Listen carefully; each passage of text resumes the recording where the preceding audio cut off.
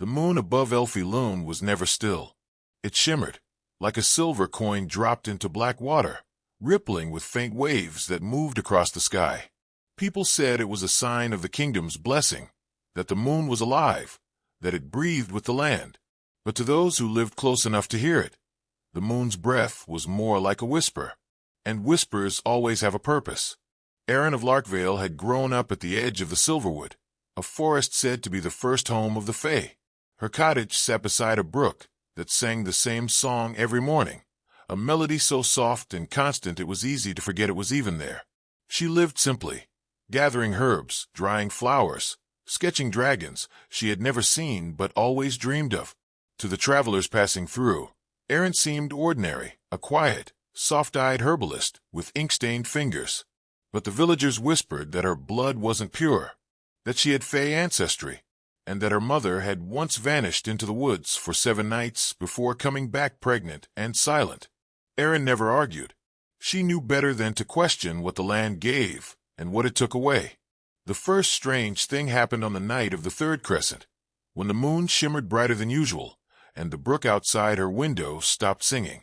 Aerin had been grinding lavender and bone leaf when she realized the silence. It was complete, so complete that she could hear her own pulse in her ears. Then came a single, low note, a sound like something vast exhaling. And then the whisper. Aerin. It was her name, carried on the wind that came from the woods. Her first thought was that she was dreaming. Her second was that she wasn't alone. She stepped to the window. The forest beyond was thick with fog, the kind that moves on its own. The moonlight caught on something pale among the trees, something standing still. A man, she thought. But no, the shape was too thin, too wrong. Its limbs looked like roots stretched upright, its head slightly bowed, as if listening. Then, as if sensing her gaze, it turned. The face was beautiful, almost too much so. Silver eyes, a faint smile. But something in it made her stomach turn cold, because behind that beauty was curiosity, the kind a child might have when pulling wings off an insect. And then it was gone. The next morning, Aerin woke to find her garden uprooted. Every herb, every flower, every root had been pulled from the soil and laid neatly in a spiral, perfect, mathematical, and humming faintly with light. She felt her breath catch. The hum wasn't just sound. It was words. Soft, faint, repeating. Return what was taken. That night, she lit every candle she owned and sat with her sketchbook. She began to draw, the man-shaped thing she'd seen, the spiral of flowers, the shifting moon. But her hand moved faster than she intended. Lines twisted, symbols appeared where she hadn't meant to draw them. When she blinked, she realized she'd drawn a door of roots, set into the base of a vast black tree. And in the corner of the page, written in a spidery, elegant hand that wasn't hers, "You remember the name. The gate remembers you." The days that followed were wrong in small ways. The brook sang different tunes, half notes that didn't belong. The villagers avoided her gaze. Children left small bundles of salt and iron on her doorstep. And every night, the moon rippled more violently, as though something behind it was trying to push through. Aerin tried to ignore it, tried to bury herself in her work.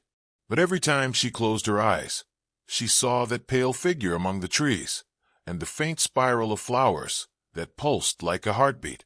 Something in her blood was waking up, something ancient. On the 7th night, she dreamed of dragons, but not the noble, winged beasts of legend. These were serpents made of smoke and ash, coiling through the roots of the world. Their eyes were moons, their breath the wind itself. And as they moved, she could hear their voices like rolling thunder. "We are the first breath. We are the last word. You carry what was ours." When she woke, the symbols from her sketchbook were carved into her floor, glowing faintly.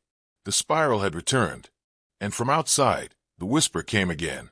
"Return what was taken, child of Elfae Lune." Aerin stood barefoot in her doorway, watching the mist rise from the forest.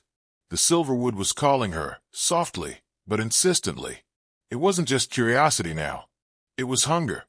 And though she didn't understand why, she felt it too. She picked up her cloak, the moonlight catching in her hair like frost, and stepped into the whispering dark. End of Chapter 1. the normal world. Next, Chapter 2, The Disturbance. Aerin discovers the truth behind the name Elfae Lune, and that what sleeps beneath the moon doesn't dream, it remembers. Would you like me to continue with Chapter 2, where the forest starts to warp reality, and she begins hearing the dragons whisper from the moonlight? You said, ChatGPT said. Perfect. We now descend deeper into the dark magic of Elfae Lune, where the forest begins to breathe, and the truth of Aerin's blood begins to surface. The forest was awake. Aerin could feel it the moment she stepped past the threshold of her cottage. The air itself seemed to tense, like a held breath. Every leaf glistened as though sweating light, and the usual night song of crickets was gone. The silence pressed against her skin. Her lantern sputtered once, twice, then steadied. The flame burned blue. She knew this path well. She'd gathered herbs here since childhood. Yet now the trees stood closer together, branches weaving above her like ribs. The brook ran beside her, but its water was dark, thicker, whispering words in a tongue that brushed the edge of her understanding. Home, it said. You've come home. Aerin froze. She stared into the current, seeing her reflection ripple and stretch. For a heartbeat, the image looking back wasn't hers. Its eyes were silver, and its lips curled into a faint, knowing smile. She backed away. No, she whispered. Not yet. The brook laughed, a sound that wasn't water. The deeper she went, the less she recognized. The forest floor pulsed faintly, as though veins of light ran just beneath the moss. Strange flowers grew along the path, black petals with centers like eyes, watching her pass. Something followed her between the trees. She could hear it, soft footfalls that matched her own, always one breath behind. When she turned, she saw only shifting mist. But the air moved differently there, as if something huge had just stepped aside. She reached the clearing by dawn. The first light of morning spilled across the old stone ring, a ruin she'd visited once as a child, when her mother still smiled and told stories of the Fae courts. Now the stones were cracked, overgrown, humming faintly. In the center stood the door, the same one she'd drawn, roots woven tight, glistening with dew. It hadn't been there before. She approached slowly. The air smelled of iron and earth, and beneath that, something sweet, like rotting fruit. At the base of the door lay a small bundle. She unwrapped it with trembling hands. Inside were three things: a strand of silver hair, a tooth, long and curved like a dragon's fang, and a piece of parchment with a single word written in ink that shimmered faintly like blood under moonlight. Oath! Her breath caught. The word pulsed once, then twice, and the air shivered. From the roots, something shifted. It was faint at first, a vibration that trembled through the ground, up her legs, into her bones. The door breathed. And then she heard them, the voices again. Hundreds, layered atop one another like wind through reeds. Aerin of Larkvale, bearer of the broken oath, child of stolen light. She staggered back, clutching the parchment. What do you want from me? The wind hissed. The door split open down the center, revealing only blackness beyond, blackness that shimmered faintly like deep water. Something moved within it. Slow, serpentine, vast. You carry our name, the voice whispered. This one not many, but one. Deep, old. You carry our wound. The ground beneath her feet cracked. The stones of the ruin lit with pale blue flame. She tried to run, but the air thickened like syrup. Her lantern fell and went out, and in the darkness the whisper came again, closer, this time behind her ear. Return what was taken. She woke lying in her bed. Morning sunlight filtered through the window. Her clothes were damp with dew, her boots still muddy. For a moment, she thought it had all been a dream, until she saw the symbols carved into her palms, tiny spirals that pulsed faintly when touched by light. Outside, the villagers were gathered by her gate. Their faces were pale, fearful. One of them, old Mareth, the blacksmith, stepped forward. You should leave, he said, voice trembling. The Silverwoods marked you. Aerin's heart pounded. What do you mean? He handed her a small object wrapped in cloth. We found this by the brook.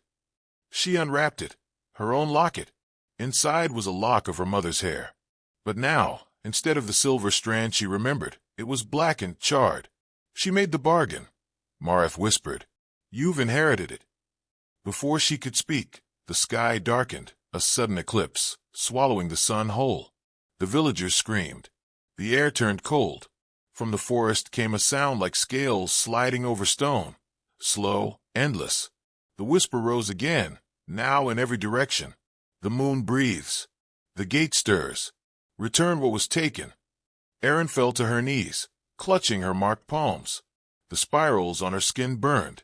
She didn't understand the words, but her blood did. It was memory, debt, and whatever her mother had taken from the Fae and the dragons beneath Elfae Lune, they were coming to collect. The eclipse did not end. For 3 days, the world remained in dim twilight, the sun hidden, the moon swollen and veined like an eye beneath thin skin. The air thickened, birds vanished, rivers slowed to a crawl, and in the heart of the Silverwood, something vast began to move. Aerin felt it every time she closed her eyes. The slow drag of scales through earth, the pulse beneath the ground that matched her heartbeat. Sleep brought no rest, only visions, silver towers, burning wings, and her mother standing before the blackroot door, whispering words that tasted like iron and sorrow. It was never a gift, her mother's voice said. It was a trade. On the 4th night, Aerin could no longer stay inside. The villagers had fled, leaving behind their animals, their homes, their prayers. The forest's edge glowed faintly blue, as if the moonlight had soaked into the roots and begun to spread like infection. She packed little, her sketchbook, her cloak, the burned locket, and followed the light. The closer she came, the louder the whispers grew. At first, they sounded like distant voices. Then they formed words. Then names. Her name. Her mother's. Others she did not know. They weren't just calling. They were remembering. The clearing was no longer a clearing. Where the circle of stones had once stood, a tree now grew, colossal, black, glistening as if wet. Its trunk was covered in spirals, each one faintly glowing. Its roots formed arches that stretched into the sky like ribs. And at its base, the door had opened. From within came a light that was not light, shimmering silver-black, like molten glass. Shapes moved inside, twisting through each other, wings, faces, eyes, too many, too fluid to belong to anything human.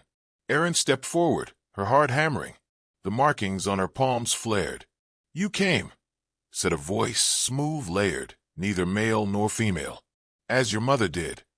The light shifted, coalescing into the shape of a figure stepping through the doorway. It looked like the man she'd seen before, pale, perfect, silver-eyed. But as it moved, its form blurred, scales flashed beneath the skin, wings folded and unfolded behind its shoulders, like breathing smoke. "You are our blood," it said. "Half Fae, half dragon, born of oath and theft. You carry what she stole." Aerin's throat tightened. What did she take? The creature smiled, not cruelly, but sorrowfully, as though pitying her. "Our heart." Behind it, something massive shifted, a sound like thunder, like lungs inhaling beneath the world. The dragons of Elfae Lune were not slain. They were bound, sealed beneath this forest, their hearts divided between Fae and mortal blood. "Your mother took one into her womb and bore you." The ground trembled. Aerin fell to her knees, clutching her head as voices flooded her mind. Not words, but memories. Fire. Screams. A woman's hand dripping blood as she pressed it to a glowing scale. "You are the gate," the creature whispered. "You are the bridge." The air split open, a column of light shooting into the sky, tearing through the clouds. The moon above convulsed, its shimmering surface rippling like water disturbed by something enormous beneath. Aerin staggered to her feet, tears streaming down her face. "I didn't ask for this," she cried. "I didn't choose any of it." The creature tilted its head. "Choice is the luxury of those who are not born of bargains." From within the light, shapes began to emerge, serpentine, colossal, eyes like burning stars. Dragons. But these were not creatures of legend. They were memory-given flesh, shimmering specters bound by veins of black fire. The forest ignited, trees bursting into blue flame that gave no heat, only light. And at the center of it all, the black tree pulsed, veins glowing red as if filled with molten blood. Return what was taken. The voice thundered again. Now dozens layered atop one another, the chorus of the ancient. Aerin felt her palms burn. The spirals spread up her arms, across her chest, her throat. Light bled from her eyes. The dragon's gaze turned to her. The Fae figure stepped back, bowing its head. You are the vessel. The heart remembers its home. The air folded inward. The world twisted. And Aerin screamed, not from pain, but from awakening. Her body lifted from the ground, hair streaming like fire, light spilling from her mouth as the marks on her skin erupted into living runes. The dragons roared, and through them, she felt everything. Hunger, sorrow, rage, eternity. Then silence. The light dimmed. The Fae figure stepped closer, watching her with reverence. You've opened the gate, it whispered. Now they will rise. Aerin fell to the ground, gasping, trembling. The markings on her body faded to scars. Her hands smoked. The creature looked toward the horizon, where the mountains glowed faintly. Their peaks cracked open, light spilling from within. Elfae Lune breathes again. Aerin turned to the door. The light within it was gone, replaced by the faint sound of breathing, deep and slow, as if something beyond it were waiting. She knew then that she'd only freed the first chain. The rest still bound the dragons below, and with them, the curse that had begun her mother's story and would end her own. The creature looked down at her. You can still end it, it said softly. You can return the heart. Aerin met its gaze. How? By closing the gate from the inside. She understood, and though her hands shook and her heart pounded with terror, she nodded. The creature smiled faintly. So be it. It stepped aside, gesturing toward the door. The darkness beyond rippled, waiting. Aerin took one last breath, of air thick with ash and moonlight, and stepped through. The roots closed behind her. When Aerin stepped through, she expected pain. Instead, she found silence. The air was neither cold nor warm. The ground beneath her feet shimmered like glass, reflecting a sky that was not a sky. A vast dome of living silver that pulsed faintly, as if breathing. Around her floated fragments of what might have been memories, glowing shards of color, suspended in the air. In one, she saw her mother kneeling in the snow, her hands pressed to the chest of a dying dragon. In another, she saw herself as a child, playing near the river, laughing as moonlight danced on the water, and a faint outline of wings rippled across her reflection. Every step she took made the fragments stir, turning to face her like 1,000 tiny eyes. You've come home, a voice whispered, not the Fays, but something older. It came from everywhere and nowhere, a deep rumble that made the air tremble. I came to end it, Aerin said, her voice small against the vastness. End. The word seemed to echo endlessly. There is no end, only return. What was divided will be whole. The light around her coalesced, forming a massive silhouette, wings stretching beyond the horizon, scales gleaming like mirror shards of night. A single golden eye opened above her, vast as a moon. I am the first heart, it said. Your mother stole me to cage my kin. She thought she could bind our power to save her world, but every cage has a cost. Aerin's breath hitched. Then take it back. Take it from me. I cannot take what was given. Only you can surrender it. The light dimmed. The fragments spun faster, showing flashes of war, of burning skies, of dragons falling from the clouds and Fae weeping among ruins. They feared what they created, the voice said, so they called it magic. They called it sin, and they buried it in their children. Aerin looked down at her hands. The markings had begun to glow again, searing into her skin. She could feel the pulse of something deep inside her, hot, ancient, vast. If I give you my heart, she whispered, what happens to me? You will cease as you are, the voice said gently, but you will live as we do, in wind, in flame, in every shadow that breathes. She closed her eyes. For a moment, she thought of the village, of the people who had once feared her, and of her mother, who had carried this curse for so long alone. Then she opened her eyes and smiled. I think that's enough. 2. The return. The gate shuddered. Outside, the forest of Silverwood split open as roots tore free, and the ground rippled like water. The black tree collapsed inward, its trunk unraveling into spirals of light that shot upward into the sky. The Fae, and what few mortals remained, watched as the clouds twisted, and from within them emerged wings of fire and shadow, spreading across the heavens like a second dawn. The dragons had awakened, but instead of destruction there was silence, a deep, serene quiet that settled over the world. The rivers began to glow faintly, flowing backward toward their sources. The mountains trembled, then exhaled, releasing mist that smelled of ash and flowers. And from the heart of the forest, a beam of light rose, touching the broken moon, mending the fractures that had split it during the eclipse. The people knelt. The Fae wept. The curse had not ended. It had transformed,